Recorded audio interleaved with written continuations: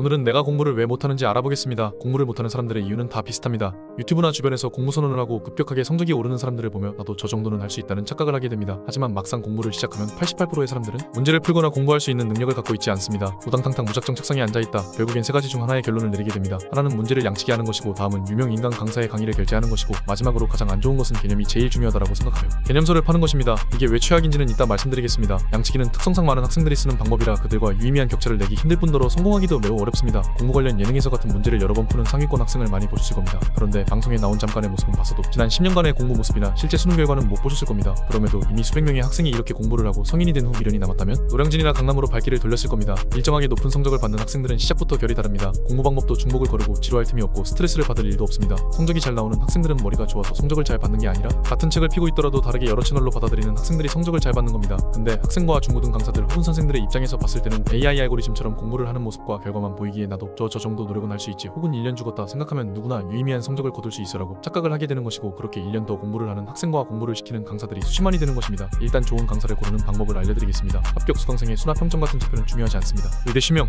서울대 공학계열 30명, 카이스트 20명을 배출했더라도 수강생이 10,000명 이상이라면 솔직하게 망한 지표입니다. 그런데 잘 가르치는 강사는 경희대 2명, 성균관대 3명만을 배출했더라도 저점이 낮고 수강생이 적어 합격 전환율이 높습니다. 저점만 낮추면 그 중에 최상위 대학을 갈 만한 학생을 알아서 가는 것이고, 나머지 학생들의 실적은 적당하게 유지하는 것입니다. 모든 강사는 고등학생 시절을 당연히 인생에서 한 번만 겪었을 것이고, 코인 가격과 다르게 성적의 반등이 고작해야 2번을 넘지 못했을 것입니다. 만약 중학교 수석과학고, 카이스트, 박사 이런 엘리트 코스를 거친 강사라면 어떨까요? 아마 높은 확률로 중학교 이전에 쌓아놓은 방식을 공부를 했기 때문에 전문적으로 가르칠 수 있는 타깃은 엘리트 코스로 한정적일 것입니다. 하지만 개념, 기초문제, 심화문제, 기출문제, 모의고사를 모두 가르친다면 어떻게 될까요? 아마 높은 확률로 최소 2코스 이상은 적당히 그 부분에 특화된 다른 강사를 벤치마킹 했을 것입니다. 만약 이런 강사가 고등학교에 와서 처음 공부를 시작하는 학생에게 개념을 가르쳐준다면 그 학생의 해당 과목에 대한 시냅스 연결을 무참히 끊어버릴 것입니다. 학생 스스로도 뭐를 모르는지에 대한 부분에 의문을 던져주고 1시간 동안 책상에 앉혀 지식을 주입할 수 있는 능력은 경험하지 않은 이상 아무나 가질 수 있는 게 아닙니다. 일단 지금 당장 투입 시간 대비 아웃풋이 안 나오는 학생에게는 극약 처방이 있습니다. 바로 지금 풀고 있는 문제집을 전부 옷장에 넣어놓고 듣던 인강을 전부 환불받는 것입니다. 이렇게 하면 지금까지 잘못 공부를 한 실책을 만회할 기회, 집제로부터 다시 시작하는 수험 생활을 받을 수 있습니다. 그냥 같이 병행해서 하면 안 되나요? 라고 할 수 있는데 어차피 차후 다시 볼 일도 없기 때문에 그냥 버리는 게 낫습니다. 만약 백지 상태에서 시냅스를 연결시키는 밑바닥 작업을 하는 중에 풀던 문제집을 풀고 보던 인강을 계속 보면서 공부를 하면 어떨까요? 시간만 잡아먹을 뿐더러 면 확장과 알려드릴 공부 방법을 실행하는 데 있어 방해만 될 뿐입니다. 누군가 저에게 개념서에만 집중해서 이 회독을 해도 되냐고 물어본다면 저는 목표가 높은 성적이냐고 물어볼 것이고, 만약 목표가 높은 성적이라고 한다면 그냥 개념서를 진득하게 씹어먹는 것은 비추천이고, 그냥 순수하게 학문적 흥미가 있다거나 책에 애착이 있고 시간이 남아돌고 이미 성적 저점이 낮다면 오케이입니다. 개념서로 공부해서 성적을 올린 사례는 많습니다. 개념이 제일 중요하다고 말하는 강사들도 많죠. 하지만 개념서 공부의 단점은 확장이 힘들고 시간이 오래 걸리고, 여러분이 생각하는 것처럼 개념이라는 것의 실체가 애매하다는 것입니다. 왜 애매하다고 하냐면 그나마 수학, 과학 같은 이과 과목에서 유의미한 개념이 존재하는데 이 또한 고등과정의 깊이가 매우 얇고 이미 우리보다 먼저 많은 지식을 축적한 선배가 증명을 해놓았기에 사실상 받아들이는 것 외에 따로 할 필요가 없다는 것입니다. 강사들이 개념의 중요성을 말해도 내가 하면 안 되는 이유가 확장이 이루어진 상태와 다른 과목과 연결이 되어 있는 상태에서 개념서를 보는 것과 그냥 보는 것에서 시야각 자체가 다르기 때문입니다. 개념서는 자세한 설명, 필수문제, 공식이나 이론 등이 정리되어 밸런스가 좋은 흔한 말로 개꿀입니다. 간단하게 대충 개념서를 공부하는 법을 수학을 예로 들어 알려드리면 공식 중심으로 공부를 하는 겁니다. 아마 공식으로 수학을 공부하면 망한다라는 말을 많이 들어보셨을 겁니다.